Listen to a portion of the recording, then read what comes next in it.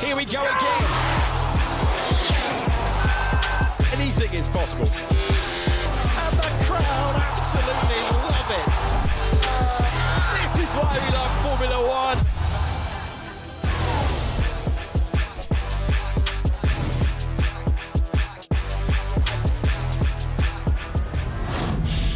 What a finale to the Canadian Grand Prix we have seen, and what a day for Mercedes. There were questions with the rising temperatures whether they could hold on to the pole position and P4 they had qualified with. George Russell took the win. Kimi Antonelli went one place better to make it his first ever podium in Formula One, and Max Verstappen consolidated his P2 for second place. But what of the McLarens? Much to talk about here on the Canadian Grand Prix post-race show.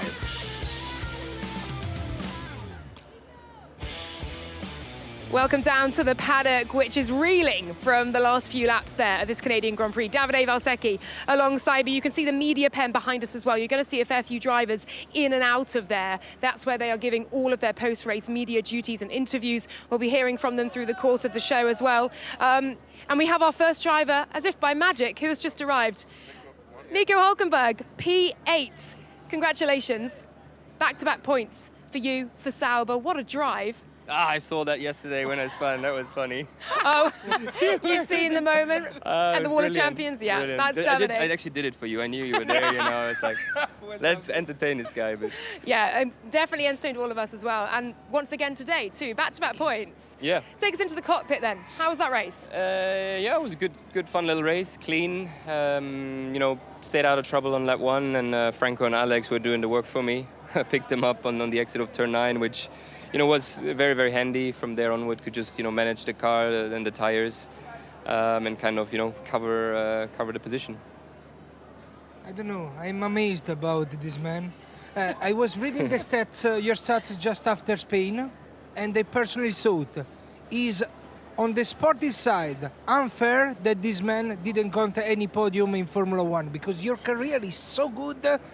And I hope for the future give you the chance, because you are rock solid at the moment. Well done. And tell me about your car. Seems that in the last few races. Yeah, we definitely made a step in Barcelona with the update. You know, it was exactly what we needed. We were obviously before we were struggling, and it was a tough start to the season. Australia was obviously, you know, special circumstances and circumstantial.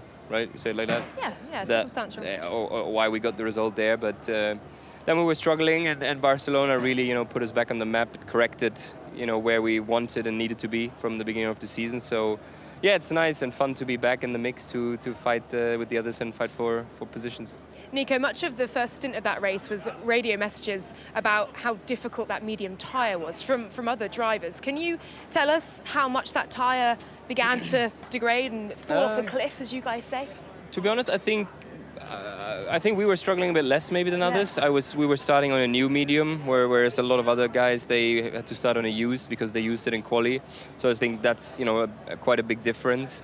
But I think our car, you know, it's somehow not bad to the tires. It's pretty kind, and it worked all around. And I think I would have liked to go longer actually, but I think we had to protect from Franco and Isaac, who were, you know, pitting early and coming into our pit window. So that was that. But all in all, felt good. And besides the pit stop, obviously at the end under safety car, just for precaution, a one stop that you made work as well here. Yeah, I think we saw that one coming already in P1 and also in P2. You know, it felt really solid, and we didn't see too much degradation on our side. So that was always, to be honest, our plan going into the race. Yeah, you made it work. What does this mean for Austria? Because we've got back-to-back points. Means nothing. You say circumstantial, but means come absolutely on, Nico. nothing. No, it doesn't. You know, these results, they don't repeat themselves. You know, you have to work for it. You have to do all the right things, do a good job, no mistakes. So, you know, whatever we did in the last 2 events in Austria, no one cares. No one is going to gift anything. So, we'll just have to do it all over again, but that's okay, that's the job. Well, I hope for you guys it keeps happening to you, and we'll hope to see you again on the show. Thanks so much, Nico. Well done. Points again for Sauber. Great performance. There you go. Little Nico Hülkenberg fan club here watching as well. Davide, George Russell, Kimi Antonelli then. What a day we've had for Mercedes.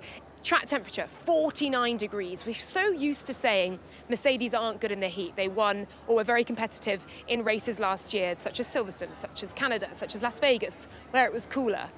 Not so here. Can we rip up that script now and stop saying it, or...?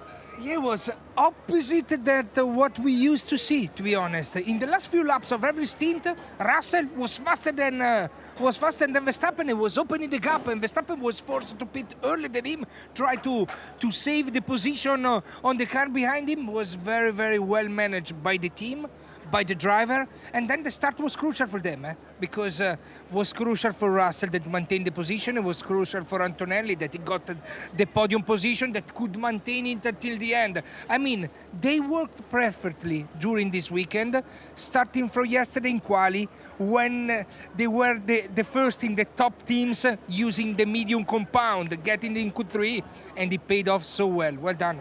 Very well managed. We'll come to Antonelli in just a moment, but it seems from Friday, George Russell has been absolutely on it this weekend and really confident and up for it as well. What have you made of his composure through the weekend and in the race as well, in just managing the gap to Verstappen behind? And he's improved. Okay, you said so. I mean, you were saying before the race, I bet on Russell. You were right. I did. Thank you, Davide. So, Lawrence, we are losing in the Formula One fantasy because she's unbeatable. I told you before.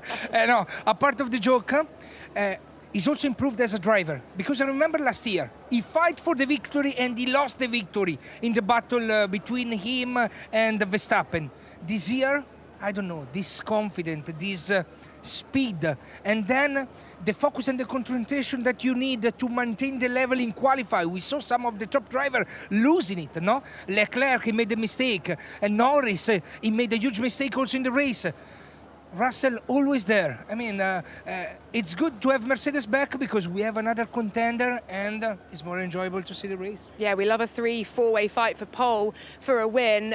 George Russell, though, there's something about this place he clearly loves. But what of Kimi Antonelli? He's never raced here before, never turned a lap here before. He's now secured his first podium, the third youngest in history to do so.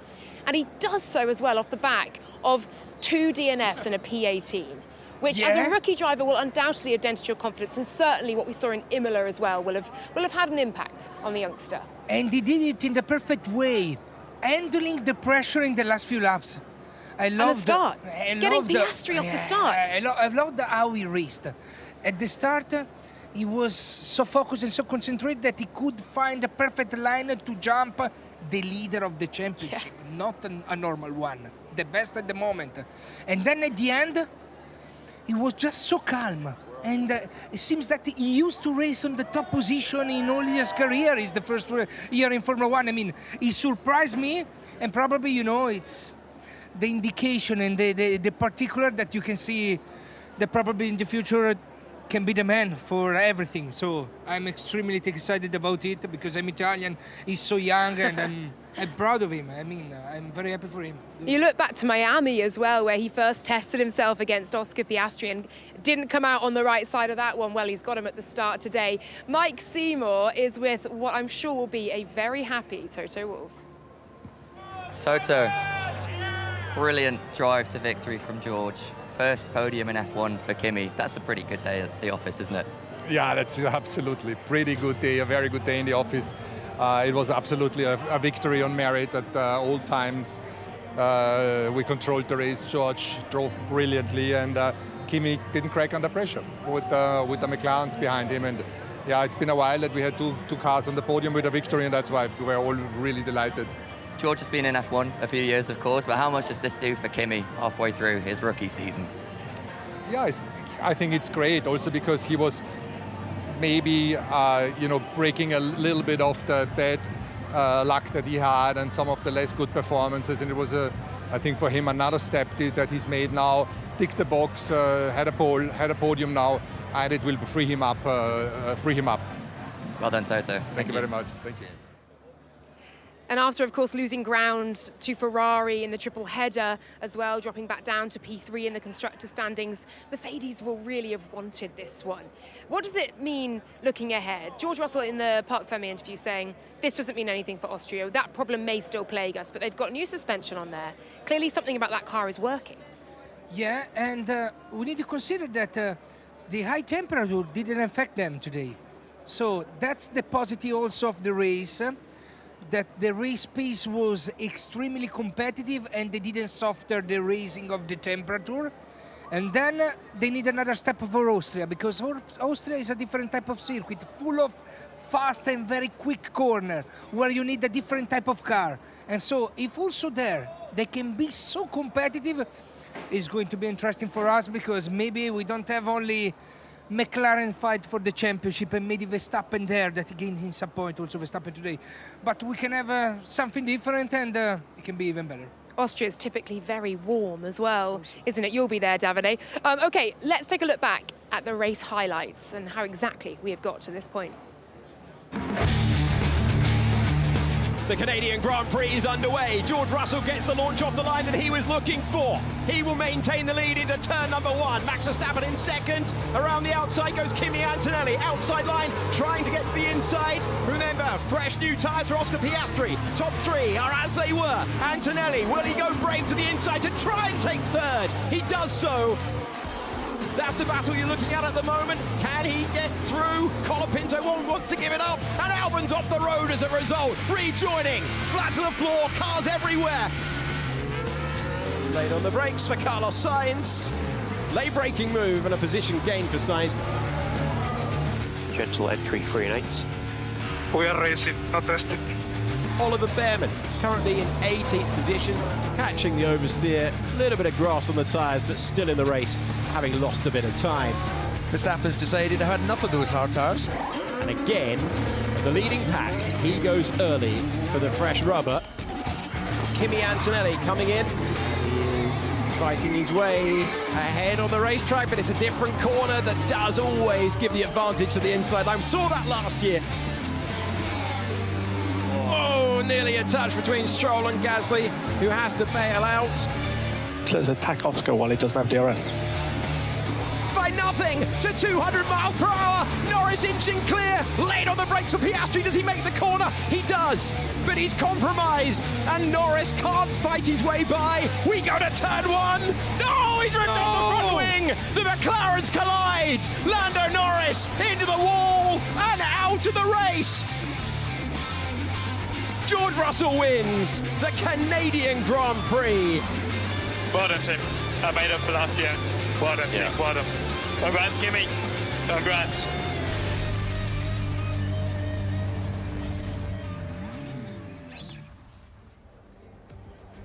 Well, and with that, Mercedes have leapfrogged back up to P2 in the constructor standings. But here are the race results. George Russell, your winner, first time since Las Vegas, of course, last year. Max Verstappen in second, and Kimi Antonelli with his first ever podium in Formula One. What an honour to see it here in Montreal. Piastri survived that tussle with his teammate to maintain P4 and take another 10 points out of him in the driver's standings. Ferrari just behind that, Fernando Alonso once again with points, as to Nico Hülkenberg, and one-stoppers Ocon and Sainz as well.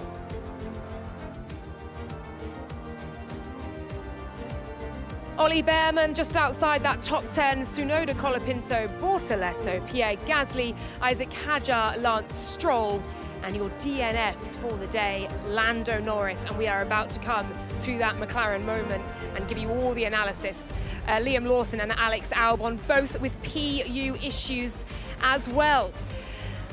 My goodness me, Davide, it was quite the end to the Grand Prix. Just as we thought, everything seemed like it was going one way, and then we were enjoying the battle between the top 5, 6 seconds separating them at one point. They were line to stern on the track. It was fantastic to see. The battle between the two McLarens was incredible for the corners in which they could keep it clean, or certainly Lando Norris could keep it clean. But just your reaction to Norris's, I'll say, mistake, and that's by his own admission, because he came straight on the radio and said, this was my fault entirely. Yeah, he probably underestimated the move in the line of Piastri in front of him. I mean, he was building up a great show, Norris. He was aggressive, he was coming back, he tried to attack the hairpin. That move. We love that, right?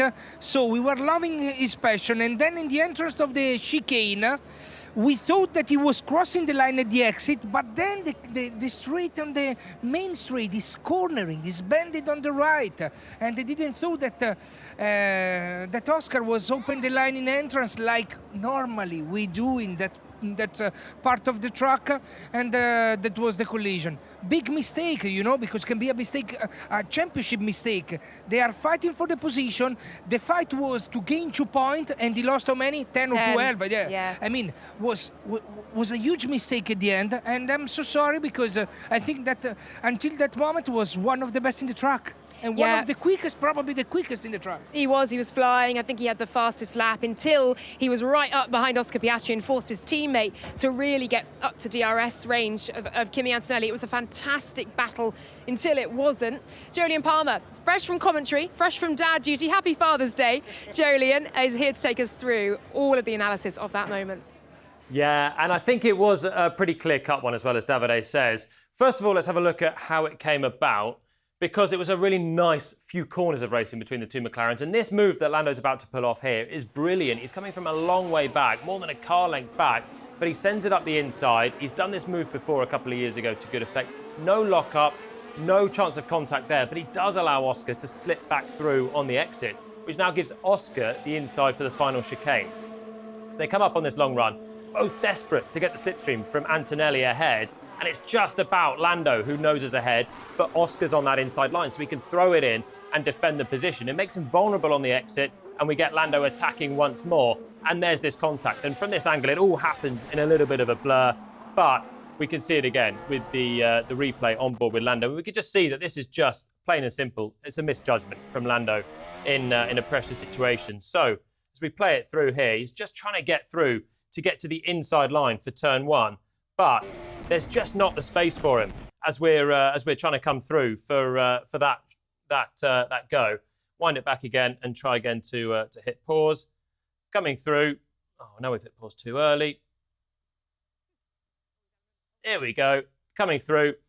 And as George said, there's just not the gap here for Lando to go for. You could say he should go for the other line and go for the outside, and maybe that's the one here to move. And of course, in hindsight, he'd go for that because Oscar's defended the inside.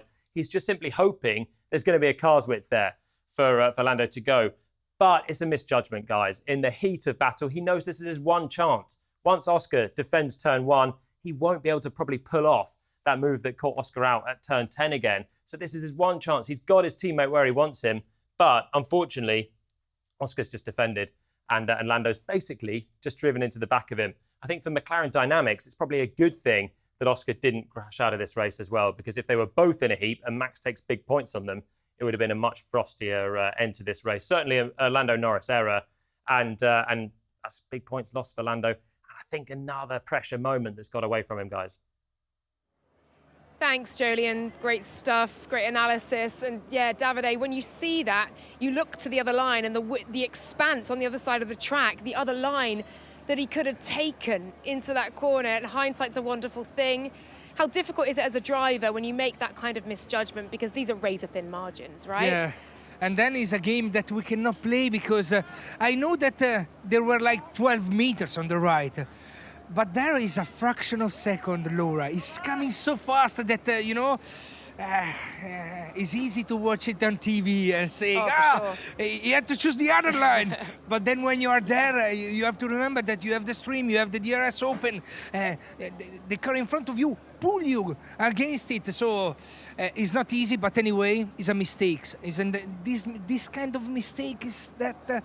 probably at the moment they are holding Norris from being leader of the championship, and Norris was good. I mean, he had the trouble in the exit of that corner. He knew that he was going to try. He didn't close it immediately. He take it slow to make the life of the arrival harder, and he did it right. He did it perfectly. While Norris was making a mistake, I think that Piastri played it in a perfect way.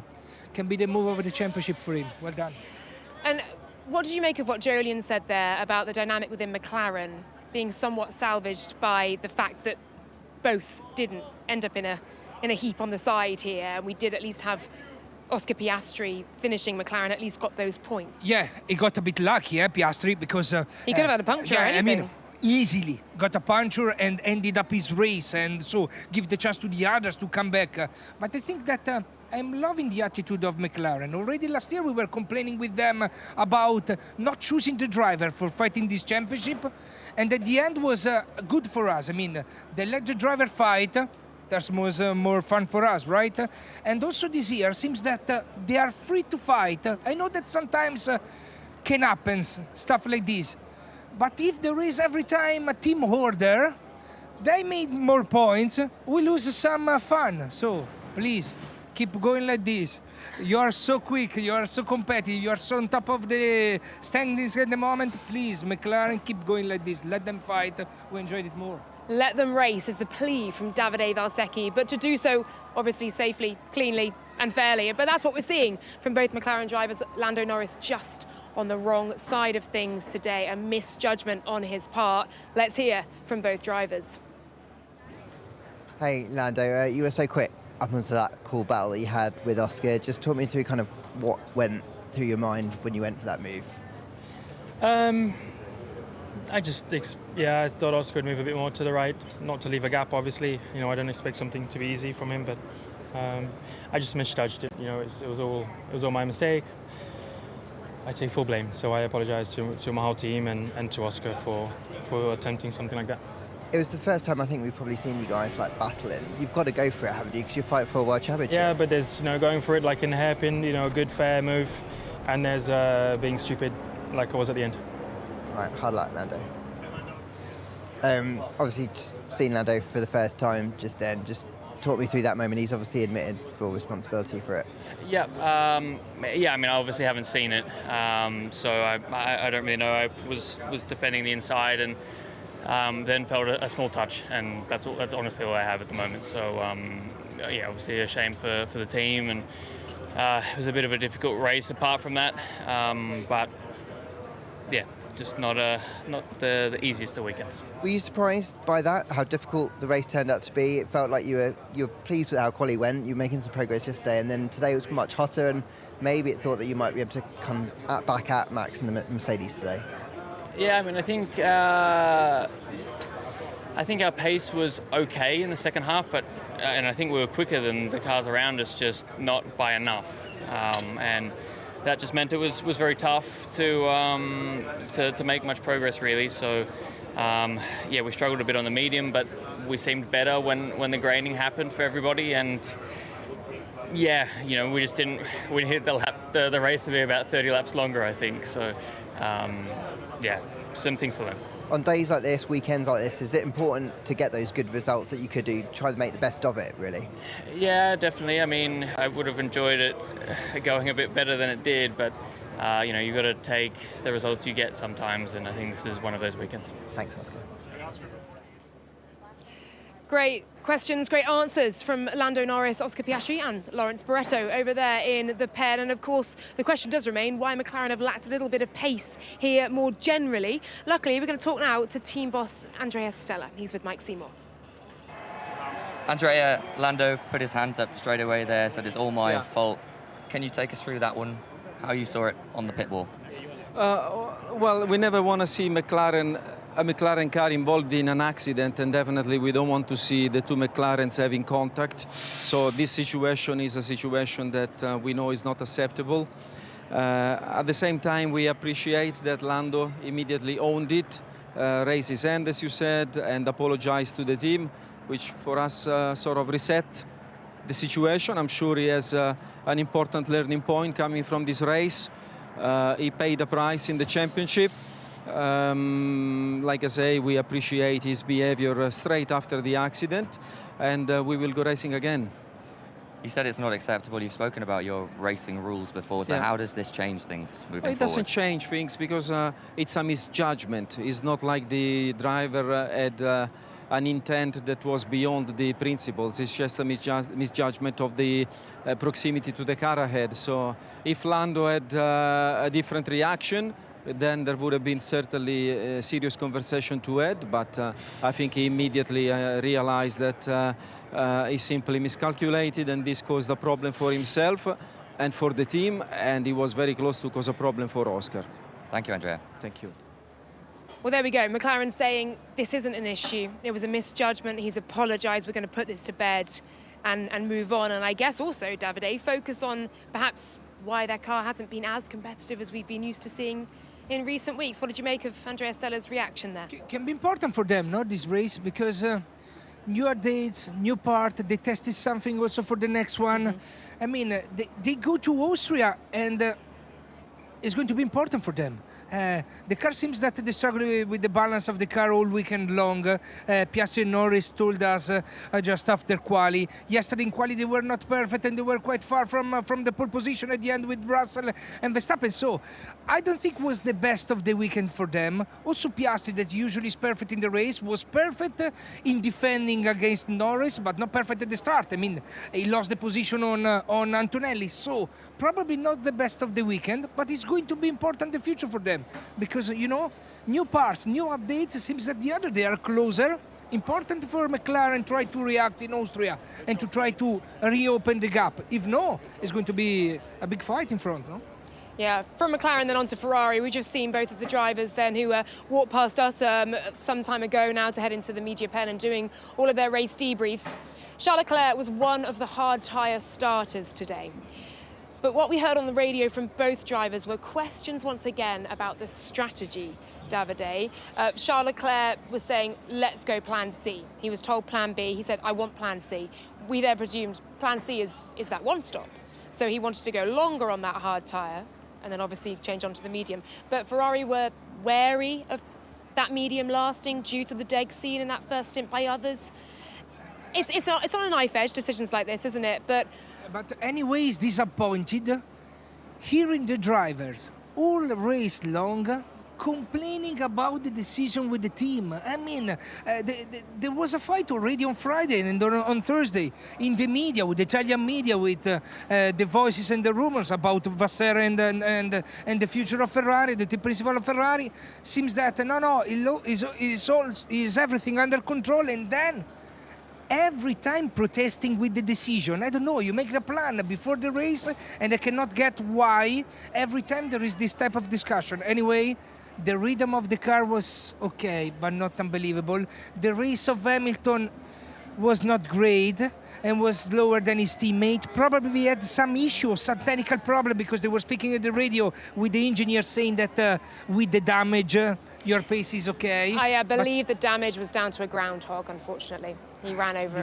I think so. I think that's what I've seen. I'm sure he'll say that the damage may have been a groundhog. So anyway, not the best of the day for them, and from the outside point, is disappointing hearing every time discussion between engineers and drivers.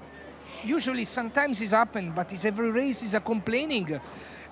I don't think it's a great view of the team, a great image for the team. So even as a former driver, because you must have had moments in the car where you didn't agree with the strategy or you didn't agree with the tyre that was being used, and you complain. Are you long enough now out of the car to see a clearer picture on that? Do you understand their frustration though, where they think it's going a certain way and the pit will say different? For sure, I can understand the frustration of the driver. I can understand the response, but when it happened to Alonso, his answer is always straight. I'm racing, I'm not dancing now. When it happens to the Ferrari driver, is always a complaining that is not useful, because they don't take a decision, they do what the team asks to do, but then there's always words in addition that is not productive in my point of view. Alonso, do you want to do this? No, stop. I think he said not testing. We're racing, not testing, not dancing, but I quite like dancing as well. I quite enjoy that. Okay, well, let's hear what Fred Vasseur has to say. Team boss is with Mike Seymour. Fred, P5 and P6 at the end of that one. I know you would have wanted more, but can we just get your take on how that all unfolded and the performance today? It's a tough weekend, but honestly, due to the circumstances, the number of mistakes that we made all over the weekend, I think it's not that bad at the end. That we had FP1, we had the quali, we had the Marmot today in the race for Lewis. That at the end it's far too much, and if we want to do better results, we need to be much more consistent. And to be more consistent, we need to have a bit more serenity into the team. You touched on it there with Lewis. We heard his radio messages, and then the comment that there might be damage on the car. So is that where it was picked up? Can you talk us through that? Yeah, we had a big kiss with the Marmot on the lap 8, I think, or lap 9. And this damaged all the front part of the floor, but nothing to do. And where do you go from here, Fred? Obviously, going into the weekend, so No, much noise, I think the weekend that we have to take some positive of the weekend. I think the pace was there in quali, that we were purple sector 1 with Charles before to aboard the lap.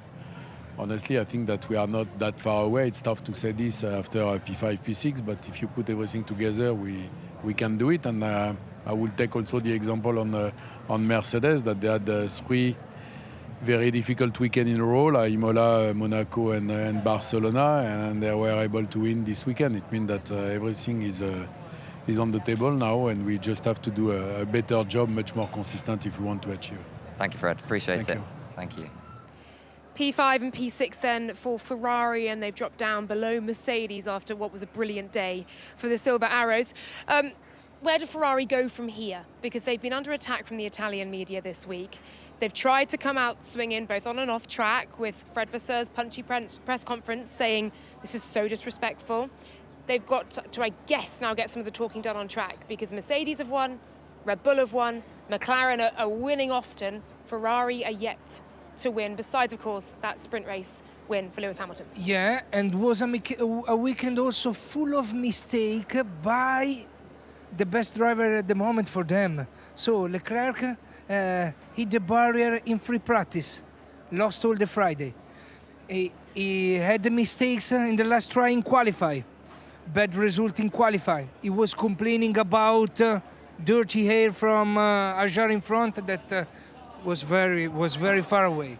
And then the race was just normal pace, not special, and they were complaining about the strategy. I mean, I don't know. I don't think that helps to create a great image, but a part of that, the results at the moment are poor, and like you said, everyone around, they are winning, or at least they have won this year, and becomes more and more difficult. I hope that in Austria there is going to be a change in terms of performance and qualified position, and let them have a good race too. And I want to judge after some races, because if you ask me a judgment now, it's pretty disappointing. I mean, Antonelli, there's a chance that he's going to win earlier than Ferrari, and this young kid, I'm a bit disappointed. Well, based on some of the matter talked about in the media around Fred Vasseur's future, a lot of the wording was saying the next 3 races are crucial. So we now have a P5 and a P6 result. Where do they go in Austria and Silverstone? What, as an Italian, as somebody who understands and knows that Ferrari is not just a national team, but almost a religion within your country, what is the bare minimum over these next 2 races for the pressure just to ease slightly? They need to score podiums position and be on top, and being like Mercedes today, or at least like Verstappen, fighting with McLaren for something important, be around the top position. We cannot just say we were good yesterday because we set the purple first sector in qualify, and then we almost crashed. I mean, that is not enough, and I hope for them they can get it, because changing the leaders of the team in the middle of this season, with the project of the next regulation and project of the next car, with the new regulation is already started, changing the leaders now, I think is a very bad idea. So I hope for them they can rejoin the group of the top driver and can have some satisfaction for Hamilton and Leclerc. Let's see. And just briefly, obviously, we talked about Leclerc starting on that hard tyre, so Ferrari trying something different at least, as too did Norris, hoping to go long and bring out a safety car and you know, benefit from that. Ocon and Sainz did the same thing. And Ocon leapt up P9, Sainz up 6 places to make it into the top 10 for the last 2 points-paying positions. How impressive a performance from them to make that strategy work, especially on a tough day for Williams on the other side of the garage. Okay, Ocon surprised me, but it was caution in the pre-race show, because I already underestimated them in Imola, and then bang, they surprised me with a great performance. And so I said, with Ocon and Berman, they can be on points and they stay caution, because every time in the race, their race pace is unbelievable. They can stay so long with the same tires, and they made the difference with the rest of the field. So well done to them. It's not the first time that they're doing it. They are doing it very well. And then who is the other one? Sainz. Sainz probably one of the best with Alonso, because he was nowhere at the beginning. And with used tires, he was pacing quicker than Albon in a certain part of the race. So I'm very happy for him. He deserved it also, because yesterday was very unlucky. Impeding by Ajar, he lost the chance to get in Q2 and have a good quali, so I'm happy for him. He deserved it. Yeah, and of course for Haas as well, their 200th race, and they've come away with points too. So a little something to take for both Williams and Haas, with a P9 and a P10 for Esteban Ocon and Carlos Sainz. But this has been Mercedes' day. George Russell will carry so much confidence. He already wasn't he? He was picking up a number of podiums throughout. And look at the reaction here from the team. It must have meant so much, Davide. Yeah, because the first part of the season for them was a bit particular. They started very well, and then they dropped down a bit of performance, and then a lot of technical issue that cost a DNF to their driver, linked to the engine, linked to the specific part of the car. So they get a bit worried. The performance, they were there, but in the race sometimes they were surprisingly slow. Like in Imola, they qualified third, and then they were lost in the race pace. So I think that there was a bit of worries into the. Who is? I can't see who it is, but I think it may be Kimi Antonelli. Probably. I think I just saw a Mercedes cab. It's Kimi Antonelli there. Well done to them. Well deserved, also because they managed. Yeah, Antonelli with his fire. Well done. So wonderful. Because they managed everything perfect. So they did what Ferrari needed, being. Well drive the car by the driver, no mistake at all from both of them, perfect with the strategy and great start. I mean, they had everything. If you tell me there is a little mistake from the team this weekend, no one. They never missed a corner. Also in free practice, they never had the issue. With the tires, they were perfect. The raising of the temperature didn't surprise them. So, congratulations. Huge step from what we saw in Imola about managing the tires. Huge step. Well done. Yeah, and Kimi Antonelli not only overtook the championship leader at the start, he then held him off in the dying moments of that race as well. But let's hear from your race winner, and that's George Russell. George Russell, race winner in 2025. How pleased are you with the way you handled that race from start to finish? Yeah, I felt good about that race. Obviously, there's a lot of chatter before the race, especially about the start, but I felt good, felt confident, focused on myself, was fast where we needed to be, and just controlled it from start to finish. So yeah, really pleased to get a win on the board. Were you pleasantly surprised that when it was hotter today that actually you and the team in the car handled it pretty well? Yes. Yeah, I thought we was going to struggle a bit, but for all of the team, there wasn't actually that much overheating from the tyres. So I don't want to get our hopes up. We know this track, it's like for all the drivers, the tyres were sort of either below the window or in the perfect window, and they never really went over the top of the window. Does that make?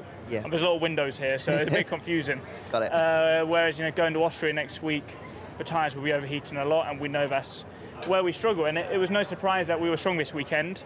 So we'll take the positives, but there's a 24-race season, and we know just because we're good in Canada probably means we're not going to be great for a number of other races. Okay, well, enjoy this win Thank for you. now. Cheers. Oh, look at that. Teammates united. A brilliant day for Mercedes, and George Russell so quick on the radio as well to say congratulations to Kimi Antonelli. And they have been working very well as a duo. You see George Russell as a bit of a big brother to Kimi Antonelli. He must have been learning a lot, not just from George, but from Bono, who's worked with the greats, from Toto himself, and of course Valtteri Bottas as third driver too. What does this mean then, do you think, for Mercedes? Because George saying there, we know Austria may be tough, but we may have turned a corner. I agree. They have found something for sure that makes the car better in managing the tires during the race. That's for sure. And I want to say that thanks to the team, because they've been very patient with Antonelli. And I mean, I was worried for him. So young, immediately on the top team, replacing one of the best of the history of Formula One, if not the best one. I mean, a lot of pressure, a lot of stuff. But they managed the first season of Antonelli in a really humble way, giving him confidence, not expecting immediately great result. And in an important day like this one, where there was the chance to take the first victory, they are on the podium with Antonelli also, with the young kid. So well done, because it's the perfect way to manage a young driver. Try to avoid the very high pressure, try to maintain the low expectation, and then sometimes they are able to surprise if they are a real talent. Well done, they are doing it perfectly. And I want to remember that the first 6 laps for Russell, they were not easy. He had Verstappen try to attack him with a medium, and so he could handle it with no pressure and with there was a lot of pressure, but he could handle it without any mistake. That counts at the end. Yeah, he was under pressure in those first few laps or so before Max Verstappen's medium just began to fall off. And that first stint, really, that medium tyre, very much the talking point here, just a bit too soft and degrading too quickly. All right, that is it from the Canadian Grand Prix. Here is the schedule for the Austrian Grand Prix. That is up next. Weekend warm-up at 4:30, track time in Austria. What a circuit that is. And then FP1, 1:15 at the Red Bull Ring, 4:45 for FP2. This is on-air times for us, building up to it for you. And then the 1 hour running straight afterwards, 12:15 for FP3, and then 3:30 for the pre-qualifying show, a 4 p.m. start for qualifying, your post-qualifying show straight after that one, and a 2 p.m. start for the pre-race show on Sunday. 3 p.m. the Austrian Grand Prix will begin, and the post-race show comes immediately afterwards. And Nikki Shields will be there instead of me to take you through all of the action. And don't forget, in the meantime, do make sure you head to the cinemas and get out and see F1 the movie. It is out in cinemas from the 25th of June in Europe and the 27th of June in the US. And the premiere in New York is tomorrow, and I'm going to be there, which is a very exciting evening ahead indeed. All right, Davide, you're going to be in Austria alongside Nikki Shields. What do you make of what we've seen here today and how that may impact how the Austrian Grand Prix happens? Certainly, if you're McLaren. Yeah, I'm curious to see how McLaren is going to handle that GP. How Mercedes, after this victory, is going to turn off in Austria. I think they clicked something on the technical side for the race pace, and I hope Ferrari is going to be on podium, because the team needs a result like Mercedes this weekend to try to avoid this problematic period that they have. Anyway, it was a good fun this weekend. Thanks to you, Laura. Thank you very much, Davide. It has been a lot of fun. We'll see how and if McLaren just adjust how they race each other on track now that we have seen contact between the two of them. Lando Norris, though, taking full responsibility for a misjudgment going down into turn 1. Davide, thank you very much to you. Thanks to Mike Seymour and Lawrence Barretto getting some interviews for us. Thanks to all the crew here and back at Biggin Hill as well. Thanks to all of you for watching. We will see you once again in Austria. Bye-bye from Canada. Welcome to the stunning setting of Styria. From Spielberg, we are ready to go racing. Welcome to Austria. Perfect reaction time for Max Verstappen. Red Bull being pushed every inch of the way. A truly beautiful venue for motor racing. He's got a puncher! George Russell into the lead! This is the Austrian Grand Prix. Russell wins!